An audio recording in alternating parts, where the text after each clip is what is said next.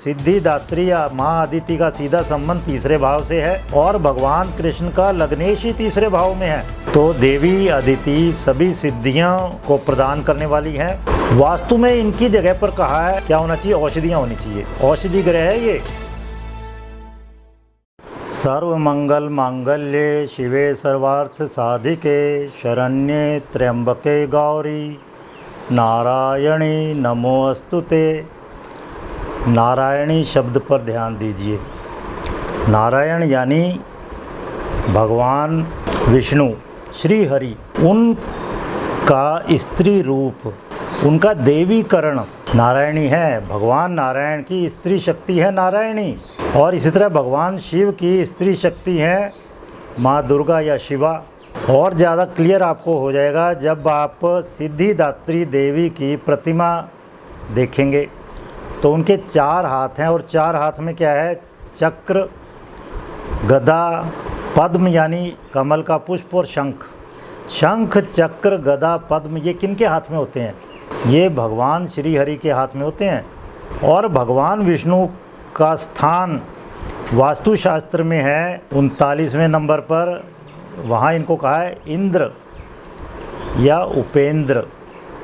और सम्रांगण सूत्रधार में इनके बारे में क्या कहा है, स्याद इंद्रो बलवान हरि। इंद्र कौन है? माइटी हरि हैं, बलवान हरि श्री विष्णु वो हैं ये। इनकी जगह कौन सी है? South of south west. South of south west कौन सी जगह होती है कुंडली में? नवम भाव। नवम भाव क्या है? नवम भाव गुरु का है, पिता का है। नवम भाव भगवान है। नवम भाव गुरु की वहाँ पर मूल त्रिकोण राशि पड़ती है 9वीं, वो आपकी कुंडली में भगवान है। 9वीं राशि और गुरु जहाँ भी विद्यमान है। तो इस तरह श्री हरि भगवान विष्णु वो अल्टीमेट हैं। तो यहाँ पर उनकी जगह 9वीं। लेकिन अब 9वीं जगह आप देखो, 9वां भाव क्या है? प्रकाश में आ जाता है। लेकिन ये सभी भगवती के 9 रूप ये अंधेरे की शक्तियाँ हैं, अंधकार की शक्तियाँ। तो इनको यहाँ नहीं मान सकते। सिद्धिदात्री का स्थान कहाँ होगा? इंद्र के स्थान से अपोजिट। जिस तरह काल पुरुष की कुंडली में लग्न क्या है? काल पुरुष है स्वयं, और काल स्त्री कौन होगी? उससे अपोजिट, मतलब 7th में। इस तरह से है सीधा सा।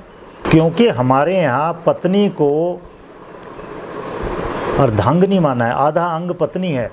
भगवान शिव अर्धनारीश्वर हैं, ब्रह्मा ब्रह्माणी, इंद्र इंद्राणी, नारायण नारायणी। तो नारायण इंद्र की जगह जो 39 नंबर है उसके अपोजिट कौन सी जगह हुई? अदिति की, जिसके बारे में बहुत डिटेल में मैं 46 मिनट से ज़्यादा का एक वीडियो पोस्ट कर चुका हूँ। आप डिटेल में वहाँ जाकर देख सकते हैं। ज्योतिष में इनसे रिलेवेंट भाव है तीसरा, जो कि द्वितीयात द्वितीय है, दूसरे से दूसरा। दूसरे भाव से हम देखते हैं खान पान, अन्न लक्ष्मी, फिर धन, धन लक्ष्मी, और ज्ञान, ज्ञान लक्ष्मी वहाँ से देखते हैं। दूसरे से दूसरा यानी तीसरा, तीसरे से ये सब चीज़ें देखेंगे।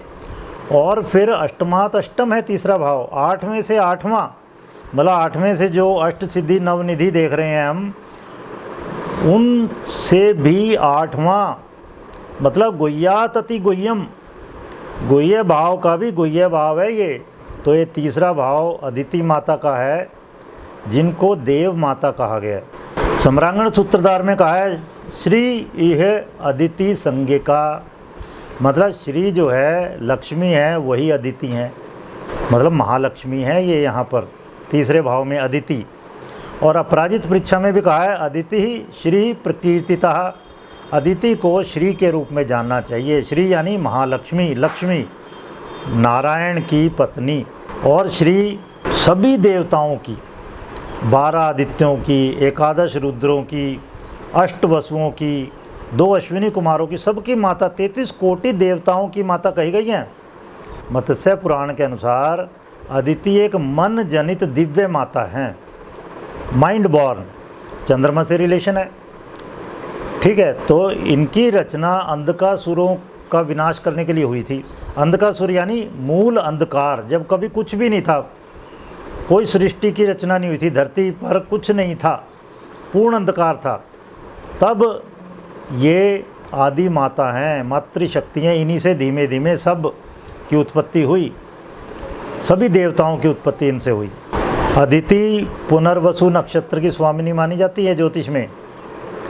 पुनर्वसु नक्षत्र का खासम खास बात एक तो ये है कि बृहस्पति इसके स्वामी है, जो सबसे शुभ ग्रह माने जाते हैं। मैंने अभी क्या बताया, नवम भाव नारायण का भाव है कुंडली में। पुनर्वसु नक्षत्र का स्वरूप देखेंगे, बनावट देखेंगे तो इसकी बनावट घर जैसी है, मकान जैसी। भूमि प्रासाद शयनम यानानि, 4 प्रकार का वास्तु कहा गया। भूमि सबसे पहले है, जिस पर हम निवास कर रहे हैं, उसकी भी माता हैं ये, इन्हीं की वजह से हम धरती पर हैं। इस नक्षत्र में 4 तारे हैं, 4 क्या, चौकोर। कोई भी आप देखो, प्लॉट हो, मकान हो, कमरा हो, जनरली स्क्वायर या रेक्टेंगुलर होगा, वही बेस्ट माना जाता है। तो अदिति भवन भूखंड की अधिष्ठात्री देवी भी हैं। एक तो पुनर्वसु नक्षत्र 7वां नक्षत्र है, अश्विनी भरणी कृत्तिका रोहिणी मृगशिरा आर्द्रा पुनर्वसु 7वां नक्षत्र है, और 7वां ही विष्णु का अवतार है भगवान राम, 7वां। और भगवान कृष्ण, मैंने क्या कहा, सिद्धिदात्री या माँ अदिति का सीधा संबंध तीसरे भाव से है, और भगवान कृष्ण का लग्नेश ही तीसरे भाव में है, शुक्र, और वहाँ का स्वामी, तृतीय का स्वामी चंद्रमा, वो लगन में आके उच्च का हो जाता है। आप देखो, शुक्र और चंद्रमा, सभी देवियों का मैंने बताया दूसरे तीसरे भाव से संबंध है। दूसरे भाव में दूसरी राशि पड़ती है, वहाँ का स्वामी शुक्र, और वहाँ उच्च का हो जाता है चंद्रमा। वास्तु में इनकी जगह पर कहा है उत्तर ईशान्य और मध्य औषधार्थम तुकार्यत। उत्तर और ईशान के बीच में, मतलब अदिति की जगह पर या आप वत्स की जगह पर, आप की जगह पर क्या होना चाहिए, औषधियाँ होनी चाहिए, मतलब जो शरीर को पुष्ट करती हैं, शरीर को रोग मुक्त करती हैं, औषधि ग्रह है ये, तो कितना बढ़िया स्थान है ये। फिर विश्वकर्म प्रकाश में कहा है यहाँ पर आदित्य पौलिका, अदिति की जगह पर फुल्का या रोटी की बलि दी जानी चाहिए। आप देखो, अष्टमी को कढ़ाई कर लेते हैं, जो पका हुआ मैक्सिमम खाना था खा लिया, अब उसके बाद किस पे आ जाओ, फुल्कों पर, जो सात्विक आहार कहते हैं, उस पर आ जाइए, फुल्का या रोटी खाइए, उससे रिलेवेंट है। तो देवी अदिति सभी सिद्धियों को प्रदान करने वाली हैं। भगवती का 9वां रूप सिद्धिदात्री हैं। ये सिद्धिदात्री का मतलब यही है कि आपके कंठ से जो वाणी निकले वो एकदम सत्य सिद्ध हो जाए, वो सबकी भलाई के लिए हो, जो भी आप काम करें वो पूर्ण हो जाएं, उसमें कोई विघ्न ना आए। इंग्लिश में भी कहावत है ना, well begun is half done. लग्नेश तीसरे भाव में क्या हुआ, आपने कर्म किया और वो पूर्ण हो गया, जो भी आप कर्म करेंगे पूर्ण हो जाएगा। और तीसरा भाव है 9वें से 7वां, मतलब सीधे से भाग्य का निर्माण कहाँ होगा, पुरुषार्थ से। ओम माता सिद्धिदात्रेय नमः।